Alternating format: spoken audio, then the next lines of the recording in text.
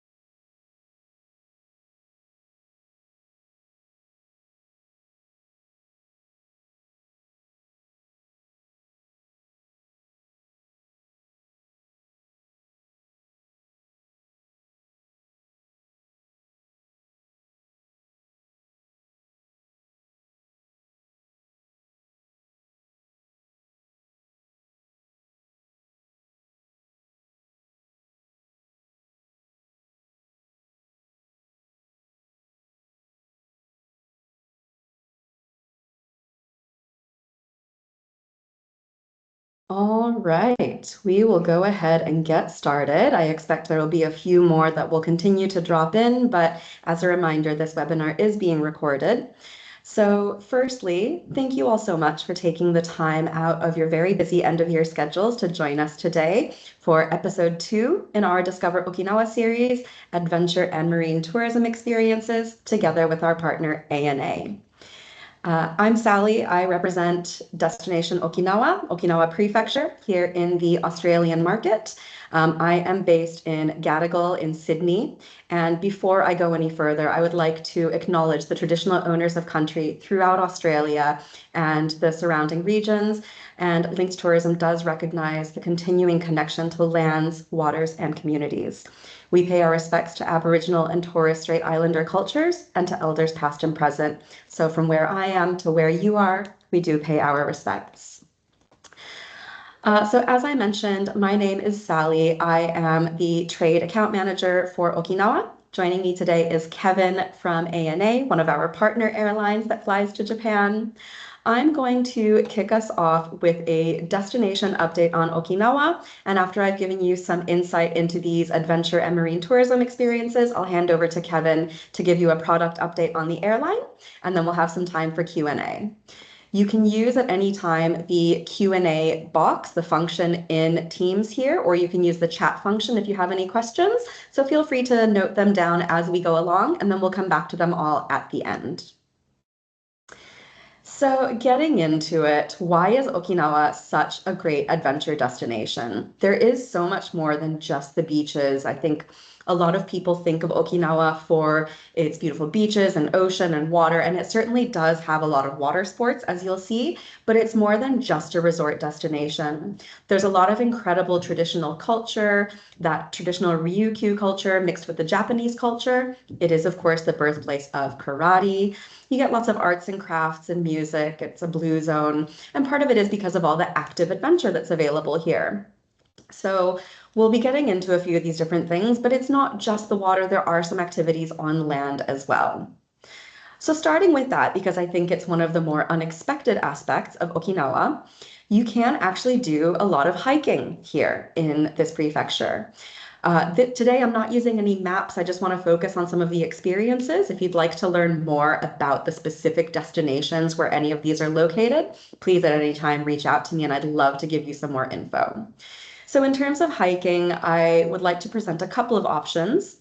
The first is the Yambaru region, which is on the north part of Okinawa main island. Here you'll find some lush green forests and mangroves, a number of waterfalls, and some unique wildlife. It's a great place to do bird watching. There are a number of rare species which are endemic to the Yambaru region, such as the Yambaru kuina, known in English as the Okinawa rail, the Noguchi gera, in English as the Okinawa woodpecker, and the Ryukyu robin. You can also enjoy night hiking in this area. However, do note that Okinawa does have a venomous pit viper. I know we Australians are no strangers to the snakes. So if you are going night hiking, please do so with an experienced local guide. But the Yambaru region is great, whether you're hiking in day or night. We've got pristine subtropical forests, indigenous animals and plants, and this is a UNESCO World Heritage Site. Alongside Iriomote Island, which is the other destination I'd like to introduce. So Iriomote is actually Okinawa's second largest island, but it's located in the far southwest, and the vast majority of the landmass on Iriomote is actually uninhabited and untouched, which is why it's part of the UNESCO World Heritage listing. The park here is over 200 square kilometers and is home to a number of distinctive animals and plants, some which are found nowhere else in Japan, like the elusive Iriomote cat. There are only around 100 of this leopard cat subspecies left in the wild, so go hiking and try to stay quiet to see if you can spot one. There are a number of waterfalls here. Pinaisara and Mariyudu are two of the most popular. Both can be reached on guided tours or self-guided walks. For Pinaisara, which is the one pictured here, the best way to access is actually via a kayak tour and then followed by a short trek at the end to come up to this viewpoint. For Mariyudu, you need a boat ride followed by a trek, but there are also other trails which are accessible just by foot and by bus or by taxi. In terms of other land activities, if you want a bit of a casual, very light adventure, in the Naha region, there are rental bikes, which you can use just a credit card or even rent with cash if you pick them up at one of the hotels and other pickup sites in the Naha region. It's called chura chari.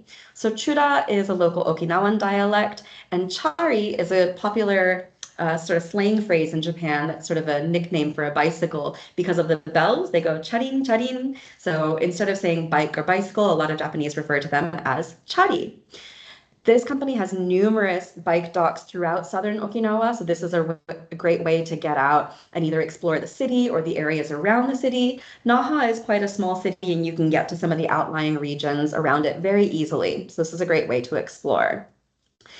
If you want to do a little bit more of a slightly more intense cycle, but still something that's just kind of a one-day experience, Kouri Island is accessible by a land bridge, as pictured on the right here. This is located off the northwest coast of Okinawa's main island. The bridge itself is 2 kilometers, and you can pick it up on the mainland and then cycle across, going around the circumference of the island.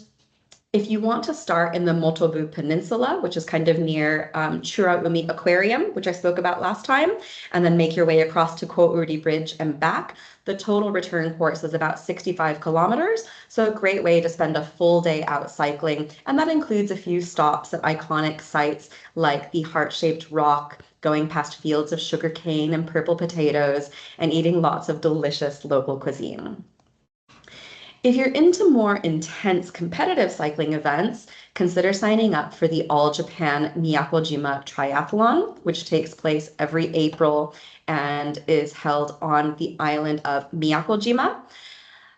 This is obviously, as it's a triathlon, you've got swimming along Yonaha Maehama Beach, then cycling along a dynamic course, and then the final running stage where spectators can cheer on the athletes.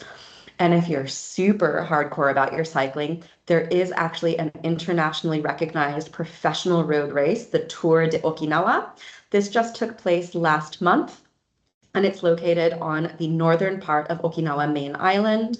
It started in 1989 as an amateur race and became professional 10 years later in 1999. There's an international champion race, a women's race, and a junior race, as well as several amateur races. The dates may vary year to year, so best to look up the details when they get announced, generally early in the calendar year. For some other land-based activities, a really fun one is to take ATVs, which are known as jungle buggies in Okinawa. The most popular places to enjoy these are up in that Yambaru region of northern Okinawa, which is kind of where that Tour de Okinawa cycling race goes around the Yambaru northern region. But there are also some locations in southern Okinawa. For instance, there's a hotel located southeast of Naha that has some lands as part of the hotel property where you can actually hire the buggy right at the hotel and then go out onto their private land. You can do courses that range from 30 minutes up to 2 hours. No driver's license is needed for this. And kids can ride together with an adult, so great way to do some fun off-roading.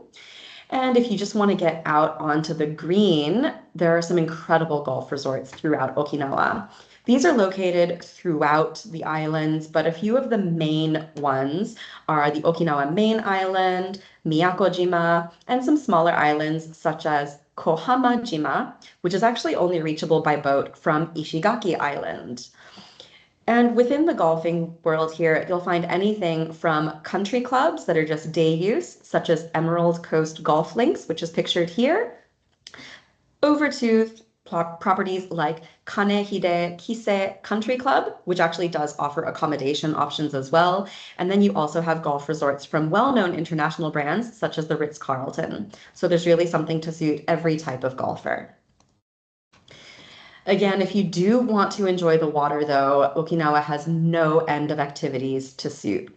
If you prefer a bit more of a leisurely experience, enjoy stand-up paddleboarding, which in Okinawa they actually usually refer to just as SUP, S-U-P. So if you haven't done stand-up paddleboarding before, it's about a 2-meter long board, and you can stand or kneel on it using a paddle to propel yourself.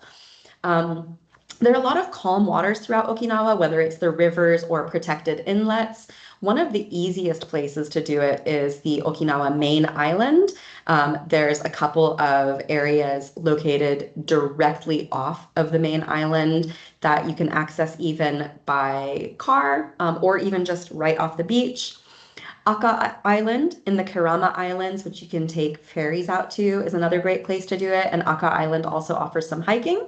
And Iriomote Island, which I was talking about for its extensive hiking, also offers stand-up paddleboarding. And if you also want to kind of get on the water but stay dry, kayaking is a super popular eco-friendly marine activity. You can get out into those mangrove forests that I mentioned in the Yambaru region or in Iriomote and on Ishigaki. There are a variety of tours available, from trips to uninhabited islands to those mangrove forests, and guides will always take you on the safest route so that you are going to be sure that you're well looked after. It's a great activity for beginners and pros alike, and speaking from personal experience, it's definitely a lot of fun. If you want to get out into the open water, there are a lot of great activities out this way too. One of the traditional activities located in Okinawa is the traditional sabani boating. So this is a combination of sail and paddle, and it means that the sabani can be used in a wide range of weather conditions. The shallow draft lets it operate close to shore and to coral reefs, giving you some unparalleled views and giving it advantage over most other working vessels. But you can also cross inter-islands, and there are even reports traditionally of Sabani traveling far beyond Okinawa to do trade with China and Southeast Asia. If you'd like to learn more about Sabani and experience it yourself, definitely visit Itoman, which is a city in the southern part of Okinawa main island, where you can find the Itoman Tourism Association, which runs several original programs. Depending on the numbers and timing, if you have a group going, for instance, you may also be able to make special arrangements through the Itoman Uminchu Kobo. There are also a number of hotels that have sabani available to try, such as Hale Kulani, which is a Michelin-rated restaurant in central Okinawa Island, and a number of places on Ishigaki and Taketomi. And if you really want to see something thrilling, visit Zamami and the Karama Islands for an annual race that's been going on for over 30 years. If you want a bit of a thrill, but you don't necessarily want to be in the boat, consider parasailing and paragliding. So parasailing, of course, is when you are pulled along behind the boat, like pictured here, and paragliding is the unassisted, where they launch you from above and you're just kind of like hang gliding, as it were. Great way to experience the beauty of Okinawa's scenery with a little bit of a rush. Skilled instructors will definitely be able to guide those who are new to parasailing through a simple lecture, and then you can get out above the waves and experience the wind and the breeze. If you want to dive, this is probably what Okinawa is most well known for. There is an amazing variety of dive sites throughout the islands. The Miyako Islands are a favorite destination for cave divers, with sites such as Satan's Palace. I know the name may sound daunting, and this is for advanced divers. It is a highly technical dive that brings you through tunnels into an underwater palace bathed in blue light. There's also the Manta Scramble off of Ishigaki Island, where you can see manta rays, typically between April and November. If you joined me on the previous webinar, you would have heard me mention Yonaguni Island, which has the mysterious underwater ruins and a site where you can see hammerhead sharks. This is sometimes called the Atlantis of Japan because these underwater monoliths look very much man-made, but no one actually knows whether they are. And for something closer to the main island, the Kerama Islands have a number of dive spots with vivid coral seascapes and actually some of the best water visibility in Okinawa. Kume Island is also a great place if you want to see sea turtles. So as you can see, lots of variety. We do have information on a number of dive operators in Okinawa. So if you have clients or a group that would like to experience diving in one of these regions, please let me know and I'd love to connect you with the right operators. It is actually possible as well to dive comfortably in Okinawa year-round. A lot of people ask when you can go. Because Okinawa is subtropical, really any time is fine. The average water year-round varies between 21 to about 28 or 29 degrees Celsius, so it's very comfortable. Summer is quite hot. On land, you'll get temperatures of around 30 degrees, so being out on the open water is great. It is just important to note that if you plan on diving between November and February, there can be strong northerly winds, so it can feel cold on the boat, but warm in the water. And from August to October, it can be typhoon season. So it's important to have sort of an alternative option with some of these land activities. Otherwise, consider avoiding that late summer to early autumn months. Certification is required for open water dives. But if you don't have a license, you can join a discovery dive, which allows you to dive to a specified depth with an instructor and experience a little bit of the underwater environment. And if you don't want to scuba, if you think it's a little bit too much, or sort of to get the whole equipment on. You can also just enjoy some snorkeling. There's some great shallows located adjacent to some of these smaller islands, like the Kirama Islands or Sesoko Island, which is located just off of the main island. Anyone can do this, even the most novice swimmers. There's even some parts where you don't even have to swim. You can just kind of be at really waist height and stick your face in the water. All you need really is a life vest and the snorkeling gear. The final bit of activity that I wanted to highlight today is windsurfing. This can be done in many places, but one of the easiest to access is Senaga Island. Senaga is a tiny island that's actually directly connected by land bridge to Naha Airport. You can get a bus directly there. It also has a land bridge connecting it across to Okinawa main island. So if you're staying in or around Naha, it's easy to access, again, by either bus or rental car. And you wouldn't even know from this picture that you're right by the airport, except you can see that tower just there. So Senaga is also a very easy place to do stand-up paddleboarding. If you'd like to learn more, as I said, about any of these experiences, please do reach out to me. As I mentioned, I am the trade account manager for Okinawa, so I'm here to support you with finding the suppliers that can provide these experiences, or if you want to go beyond that, I'd love to help you work that out. So now I'd like to hand over to Kevin to give you an update on ANA.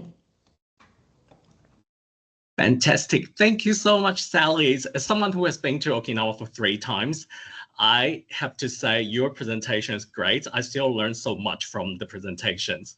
So let me just get started. Let me share my screen. Just bear with me for a sec.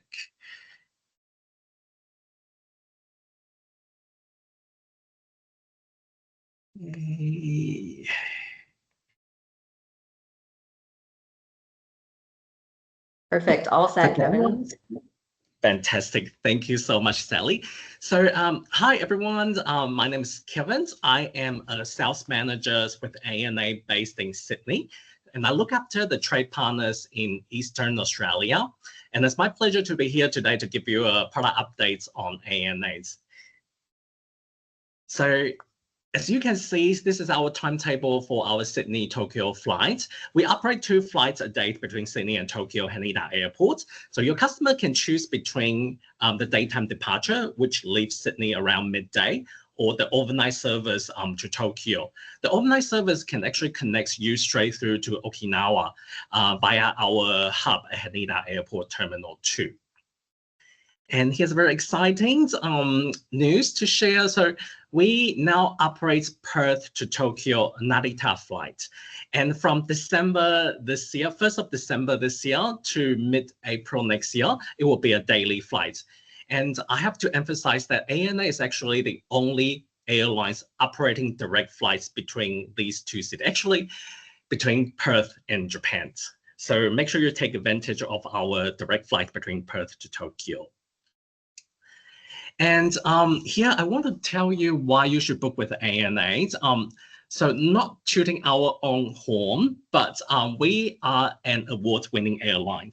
In fact, we have been rated as a 5-star carrier, 5-star airlines for 12 consecutive years by Skytrax. And then we ranked the 5th best airlines by Skytrax. And also we are actually the most on-time airlines in Asia Pacific regions. Rated by this agency called Cirium. So yeah, so this is very useful sales, like unique selling points that you can use to promote ANA to your customers.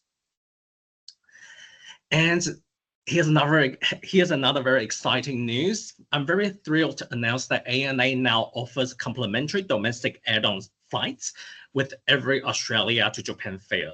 So that means if your customer fly with us to Tokyo, you can extend their trip from Tokyo to over 40 cities around Japan free of charge, including Okinawa. So we fly to 3 major gateway airports in the Okinawa regions. That's Naha, Okinawa, or Miyakojima, and Ishigaki.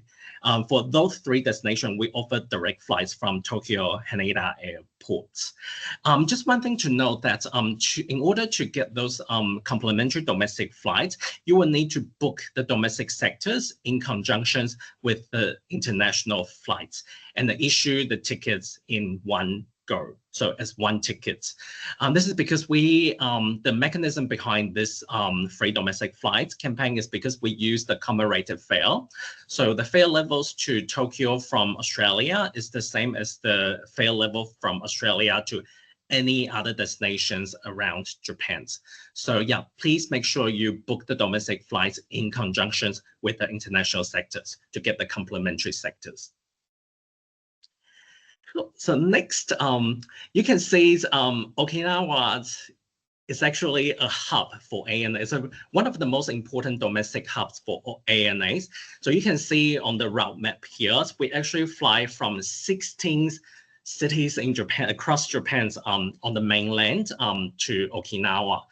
And then apart from that, we also operate the inter-island service between Naha, Miyakojima, and Ishigaki.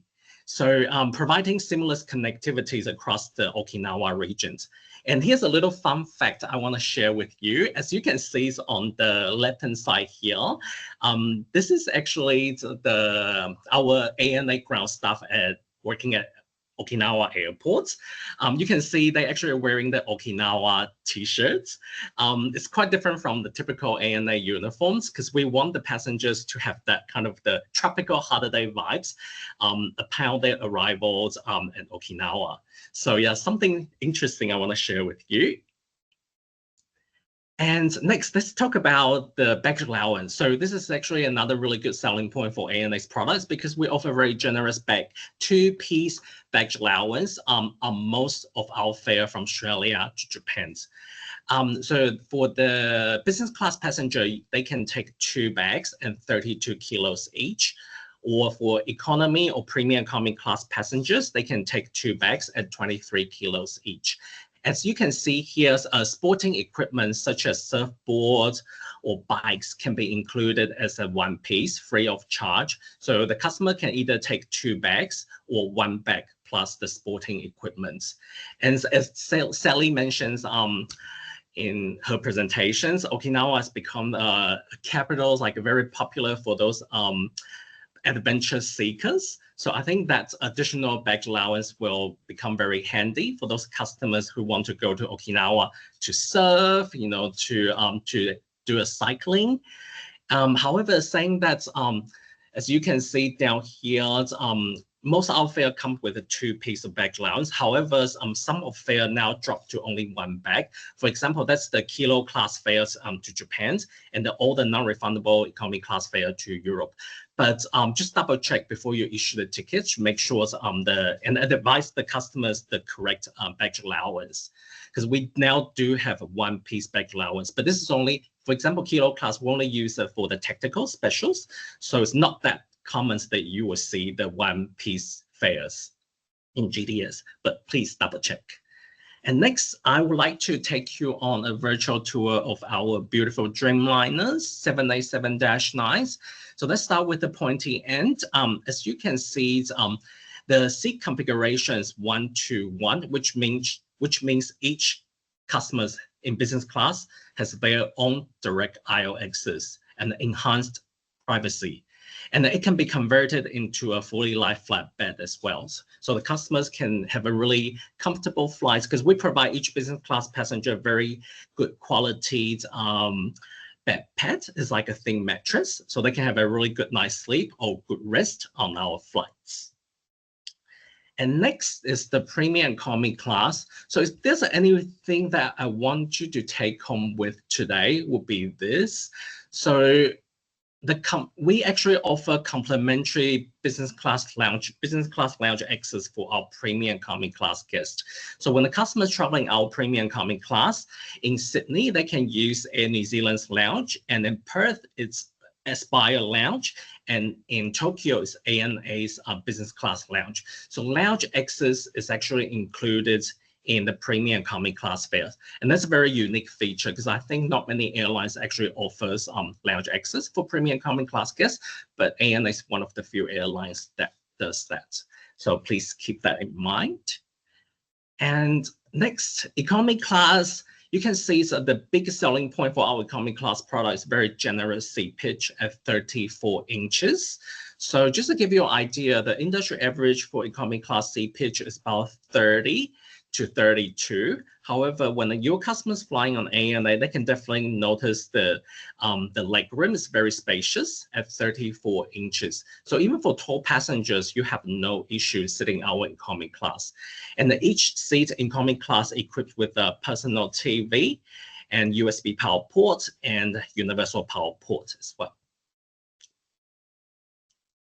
So last but not least, I would like to conclude my presentation with other exciting news. So now we have partnered with Virgin Australia, and that means when your customers flying on ANA's flights, and if they are a member of a Velocity programs, they can start earning miles and status credits on ANA's. So that concludes my presentation. So I will save the Q&A bits to a little bit later. Cool. Fantastic. Thank you so much, Kevin. No worries. I'm just gonna disengage. Oh, cool. You are all good. Yes, perfect. Thank you. No worries. So thanks so much for that update. It was really great to hear about ANA's offerings and the connectivity. Some great tips in there for agents to keep in mind when ticketing your clients. Now, shockingly, I do not see any questions in the chat or the Q&A, which means you're all already experts. But I suppose what it really means is that you're still processing all of this information and you're hanging on for the sneaky little prize, right? But again, if anyone has any questions or needs any assistance at any time, reach out to me for anything Okinawa destination-wise, reach out to Kevin for anything airline-wise.